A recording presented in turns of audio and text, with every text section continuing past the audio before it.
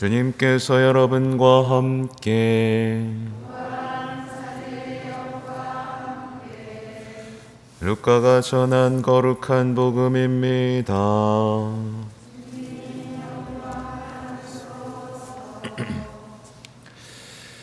그때 예수님께서 회당에서 말씀하기 시작하셨다. 오늘 이 성경 말씀이 너희가 듣는 가운데에서 이루어졌다. 그러자 모두 그분을 좋게 말하며 그분의 입에서 나오는 은총의 말씀에 놀라워하였다. 그러면서 저 사람은 요셉의 아들이 아닌가 하고 말하였다. 예수님께서는 그들에게 이르셨다. 너희는 틀림없이 의사야 내 병이나 고쳐라 하는 속담을 들며 내가 가파르나움에서 하였다고 우리가 들은 그 일들을 여기 내 고향에서도 해보아라 할 것이다. 그리고 계속 이르셨다. 내가 진실로 너희에게 말한다. 어떠한 예언자도 자기 고향에서는 환영을 받지 못한다. 내가 참으로 너희에게 말한다. 3년 6개월 동안 하늘이 닫혀 온 땅에 큰 기근이 들었던 엘리야 때에 이스라엘에 과부가 많이 있었다. 그러나 엘리야는 그들 가운데 아무에게도 파견되지 않고 시돈 지방 사렙타의 과부에게만 파견되었다. 또 엘리사 예언자 시대에 이스라엘에는 나병 환자가 많이 있었다. 그러나 그들 가운데 아무도 깨끗해지지 않고 시리아 사람 나아만만 깨끗해졌다. 회당에 있던 모든 사람들은 이 말씀을 듣고 화가 잔뜩 났다. 그래서 그들은 들고 일어나 예수님을 고을 밖으로 내몰았다. 그 고을은 산 위에 지어져 있었는데 그들은 예수님을 그 벼랑까지 끌고 가 거기에서 떨어뜨리려고 하였다. 그러나 예수님께서는 그들 한가운데를 가로질러 떠나가셨다. 주님의 말씀입니다.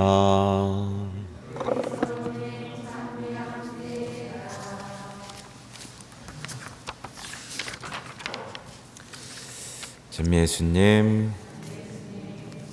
네, 명절인데 어디 안 가시고 오셨네요. 네, 또 오늘 복음은 지난 주일 복음하고 이어집니다. 지난 주일 복음 기억나세요? 예수님께서 회당에 들어가셔서 이사야 두루마리 펴시고 말씀을 읽어주시고 또 감동적인 말씀을 남겨주셨죠. 오늘 이 성경 말씀이 너희가 듣는 가운데 이루어졌다. 성경은 우리가 듣는 오늘 이루어진다라는 어떤 감동적인 얘기를 해주셨는데 안타깝게도 이 놀라움도 이제 사라져버리죠. 이게 우리 모두에게서 일어날 수 있는 일이라는 것을 기억해야만 하는데요. 오늘 보면 사람들이 놀라워하다가 갑자기 저 사람은 요셉의 아들이 아닌가 라고 말하면서 상황은 급반전이 돼버립니다. 고향 사람들, 예수님의 고향 사람들은 말하자면 요셉의 아들이 아닌가 라고 하는 말에 뭐가 숨겨져 있죠? 요셉의 아들을 낮추어 보는 마음이 있는 거예요. 천대하는 마음. 그러니까 교만함이 있었던 겁니다. 저 목수 아들 주제에 우리를 가르치려고 들어? 뭐 이런 거 있는 거죠. 근데 이게 우리 시대에도 만연합니다. 우리 시대에 다 누구보다 높아지고 싶어 하죠. 높아지고 싶어 하고 누군가를 낮추고 싶어 합니다. 그렇죠. 대우받고 싶어 하지 누군가한테 무시당하고 싶어 하지 않아 하죠. 근데 누군가를 낮추어 보는 것, 그리고 내가 저 사람보단 나라고 우리가 자주 말하는 이것은 뭐죠? 교만함이에요. 내가 저 사람보다 나라고 보면 안 되고 저 사람도 주님께서 창조하신 내 형제 자매라고 보여야 겸손한 거죠. 아무튼 내가 더 높고 저 사람은 나보다 낮아 라고 하는 교만함이 어떤 결과를 가져오는지를 보여주는데 이게 뭐냐면 바로 눈앞에 계신 예수님조차 알아보지 못하는 거예요. 내 눈앞에 예수님이 왔는데 예수님을 배척하게 만드는 건 뭐라고요? 교만함입니다. 교만함. 이 교만함은 하나님의 말씀이 나에게 주어져도 아니요, 싫어요, 저리 가세요 라고 말하게 만드는 거죠. 그런데 예수님의 고향 사람들은 하느님, 전능하신 하느님이 요셉같이 가난하고 보잘것없고 못 배운 사람을 통해서 당신 모습을 드러내리라고는 생각조차 하지 않았던 거예요. 그 보잘것없는 인물을 통해서 당신의 능력이 펼쳐질 것이라는 것을 받아들일 수가 없었습니다. 이게 뭐냐면 교만한 마음으로 하느님을 이해한 사람, 하느님은 전능하셔 라고 아무리 떠들어봐야 소용이 없습니다. 왜냐하면 예수님은 한없이 낮아져서 오셨거든요. 하느님이 갓난아기가 돼서 오셨고요, 그렇죠? 제자들 발 닦아주셨고요. 오늘은 어떻게 오시죠? 빵 조각으로 오시거든요. 그래서 교만과 겸손은 결코 만날 수가 없습니다. 그래서 우리가 만약에 신앙생활을 오래 하지만 예수님을 못 만났잖아요. 그건 왜 그러죠? 우리는 교만하고 예수님은 겸손하기 때문에 그렇습니다. 그래서 끊임없이 우리에게 겸손 성모님이 얘기하시는 거잖아요. 순종하고 겸손해라. 성모님은 자신을 높이신 적이 없어요. 그렇죠? 그리고 성모님의 발현 때 기억해 보십시오. 대단한 사람들에게 발현하셨어요. 항상 못 배우고 어리고 보잘것없는 사람을 통해서 말씀하셨죠. 이 원리는 이 시대에도 이어집니다. 교만한 사람들은 결코 예수님을 만나지 못합니다. 교만함은 우리가 변화되지 못하게 꽉 붙들어매는 악마의 힘이거든요. 그래서 교만하면 변화되지도 못하고 기쁨도 없고 어떤 슬프고 패배한 신앙으로 열매 맺게 되어 있습니다. 아무튼 이들은 이제 예수님하고 충돌하기 시작하죠. 마찬가지예요. 반복되는 얘기지만 교만한 사람들은 겸손한 예수님하고 이제 충돌을 일으키게 됩니다. 이 시대에 벌어지는 일입니다. 예수님이 자신을 무시했다고 생각하게 되는 거예요. 그래서 오늘날에 기도하다가 에이 안 해 그러죠. 기도하다가 자기가 무시당했다고 생각하는 거예요. 나한테 무관심하시고 상처 주시고 날 화나게 만드는 분으로 만나는 겁니다. 왜냐하면 예수님은요, 교만한 사람들의 기대를 채워주지 않으세요. 겸손해져야 채워줄 수 있는 겁니다.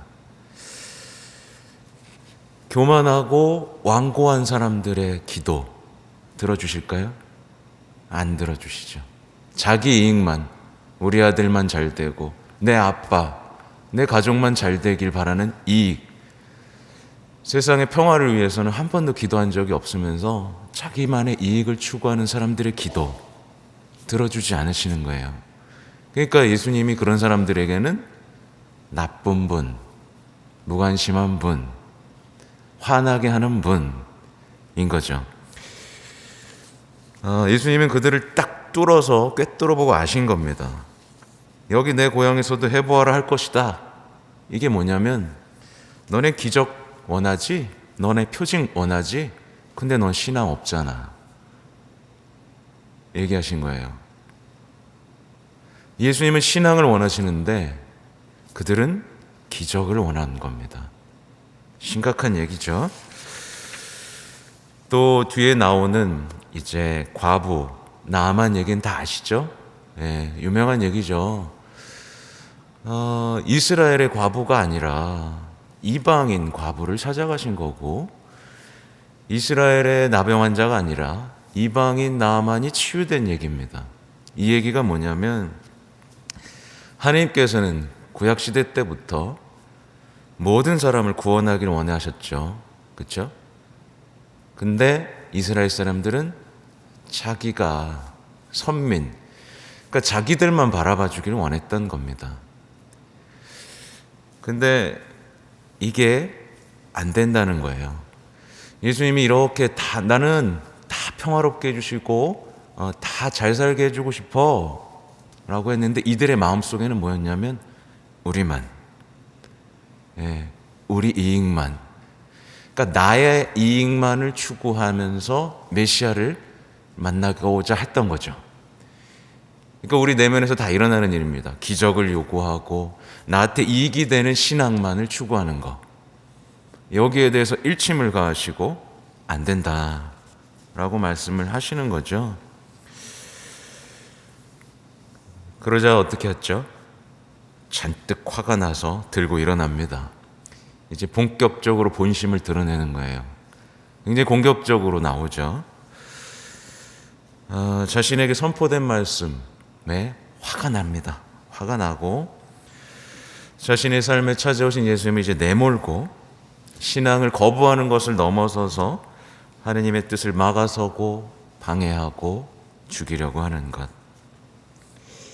이것 역시 우리 신앙인의 내면에서 똑같이 벌어지는 일이죠.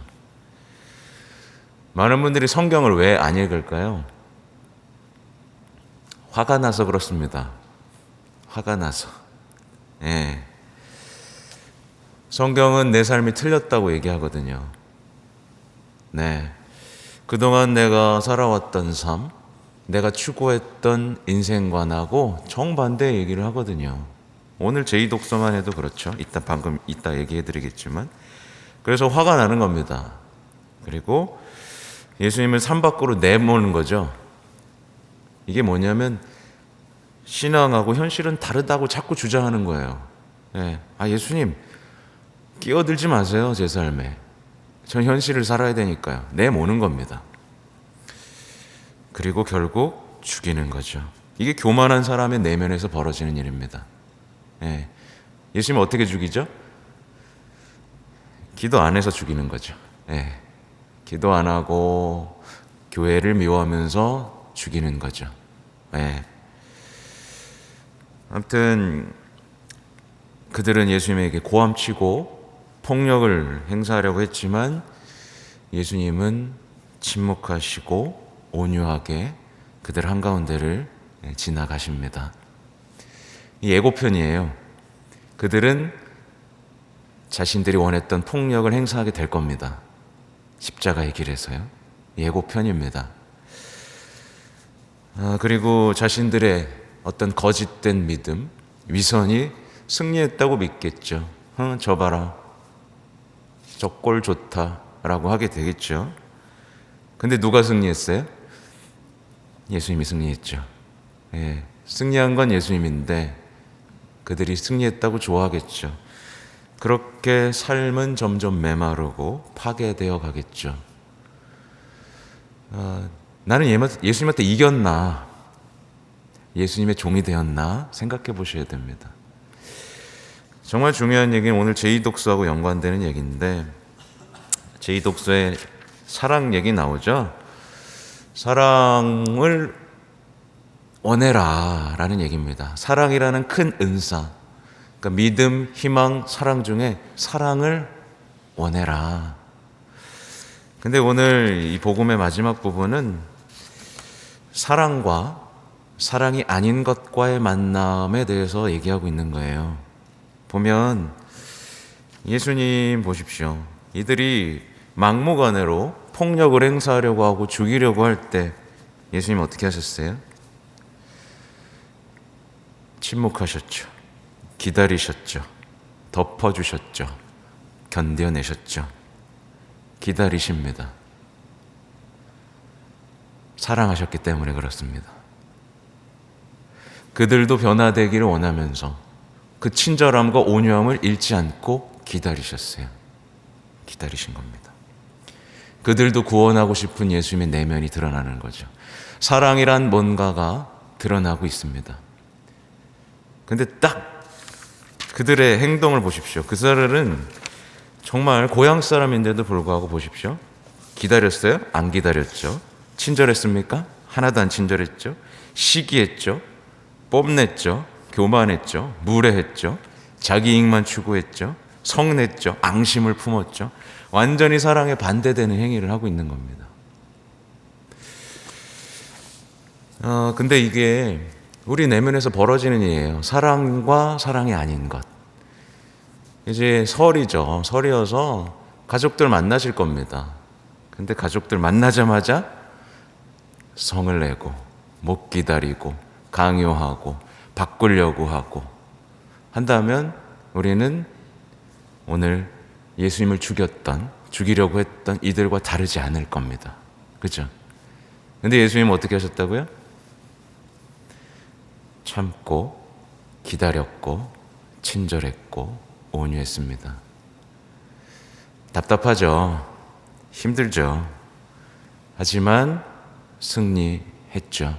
그것이 그리스도인의 기쁨이고 승리입니다. 그리고 우린 얘기할 수 있겠죠. 저 예수님 잘했죠? 저 조금 닮았죠? 이게 신앙인의 기쁨입니다. 그죠? 부디 명절이 끝나고 그런 분이 없었으면 좋겠어요. 저놈들 때문에 내가 속상해. 이게 아니라 주님, 저 오늘 이번 명절은 시키는 대로 했습니다. 제 안에 사랑이 조금 자라났습니다. 이렇게 고백하는 여러분이 되시길 바랍니다. 아멘.